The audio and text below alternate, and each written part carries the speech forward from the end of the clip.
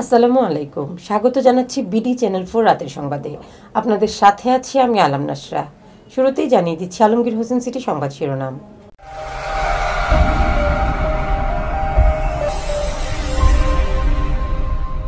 কিশোরগঞ্জে চালের বাজারে অভিযান, 6 চাল ব্যবসায়ীকে জরিমানা।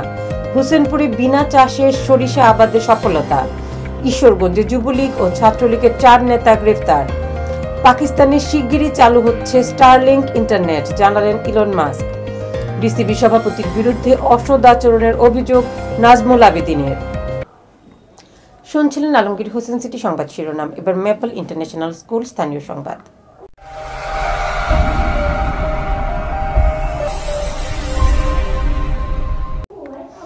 কিশোরগঞ্জে চালের বাজারে পৃথক পৃথক অভিযান চালিয়ে নানা অনিয়মের অভিযোগে 6 চাল ব্যবসায়ীকে জরিমানা করেছে ভ্রাম্যমাণ আদালত।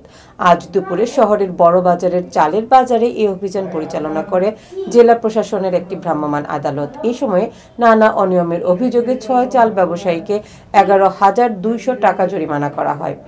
অনুমোদনের অতিরিক্ত চাল মজুদ, অতিরিক্ত মূল্যে বিক্রি সহ বাজার কারসাজি রোধে এই অভিযান পরিচালিত হয় বলে ভ্রাম্যমাণ আদালত সূত্রে জানা গেছে। জেলা প্রশাসনের এনডিসি রৌশন কবির ও সহকারী কমিশনার মোসাম্মদ আজিজা বেগম পৃথক পৃথকভাবে ভ্রাম্যমাণ আদালত পরিচালনা করেন। এ সময় সিনিয়র কৃষি বিপণন অফিসার আবু সালেম মোহাম্মদ হাসান সারওয়ার ভ্রাম্যমাণ আদালতকে সহযোগিতা করেন। আগামীতেও এ অভিযান অব্যাহত থাকবে বলে জানাচ্ছেন তিনি। জমি চাষ করতে হয়নি, মাঠে আমন ফসল থাকা অবস্থায় বপন করা হয় বীজ। ধান গাছ কাটার পর চোখে পড়ে সরিষা গাছ।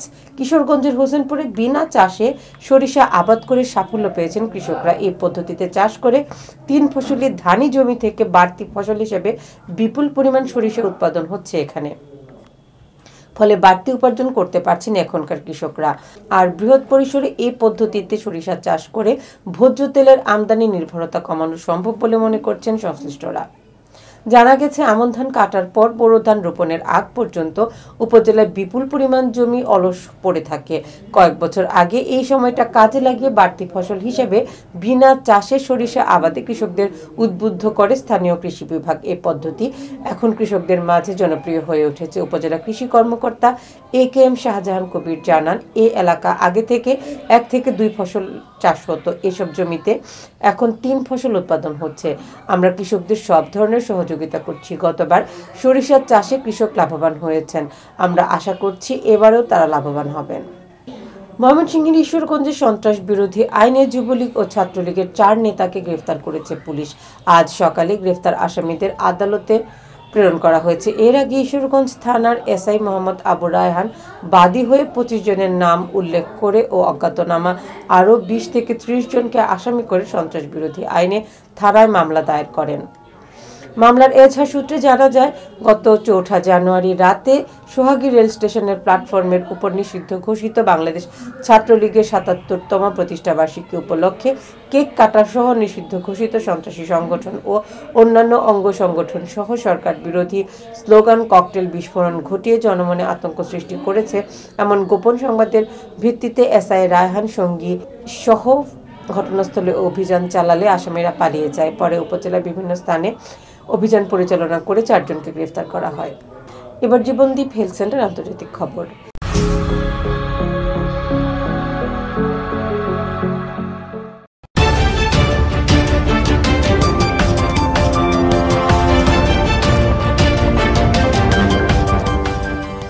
স্যাটেলাইট তথা কৃত্রিম উপগ্রহের মাধ্যমে সারা বিশ্বে ইন্টারনেট সেবা দিচ্ছে মার্কিন প্রযুক্তি উদ্যোক্তা ইলন মাস্কের স্টারলিংক।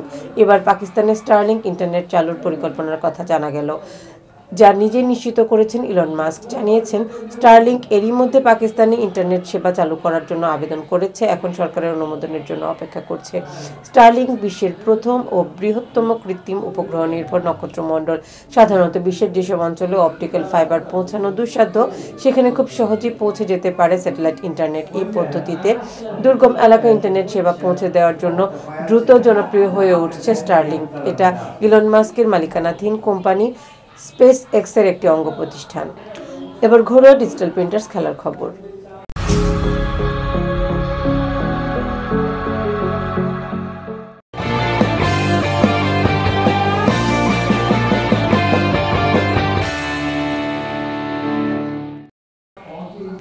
বাংলাদেশ ক্রিকেট বোর্ডের সভাপতি ফারুক আহমেদের বিরুদ্ধে অসদাচরণের অভিযোগ তুলেছেন পরিচালক নাজমুল আবেদিন ফাহিম। আর এই অসদাচরণ নাকি করা হয়েছে ভরা মজলিসে।